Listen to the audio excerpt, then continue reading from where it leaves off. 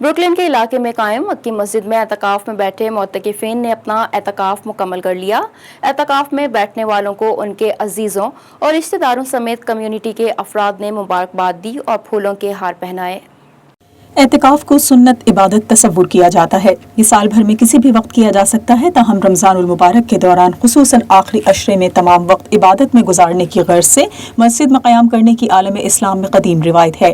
شوال کا چاند نظر آنے کے اعلان کے بعد دیگر ممالک کی طرح امریکی ریاست نیو یارک میں بروکلن کے علاقے میں قائم مکی مسجد میں بھی اعتکاف میں بیٹھے معتکفین نے اپنا اعتکاف مکمل کر لیا۔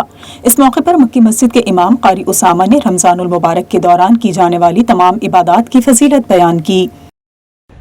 رسول اللہ صلی اللہ علیہ وسلم کا فرمان ہے کہ جس بندے نے روزہ رکھا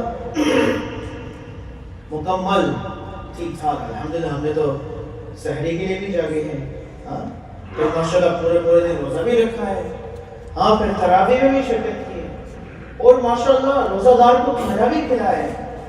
اعتکاف میں بیٹھنے والوں کو ان کے عزیزوں اور رشتہ داروں سمیت کمیونٹی کے افراد نے مبارکباد دی اور پھولوں کے ہار پہنائے۔ اس موقع پر عالم اسلام کے لیے خصوصی دعائیں بھی کی گئیں۔ ربنا آتنا فی الدنیا حسنۃ وفی الآخرۃ حسنۃ وقنا عذاب النار ربنا ظلمنا انفسنا وان لم تغفر لنا وترحمنا لنکونن من الخاسرین۔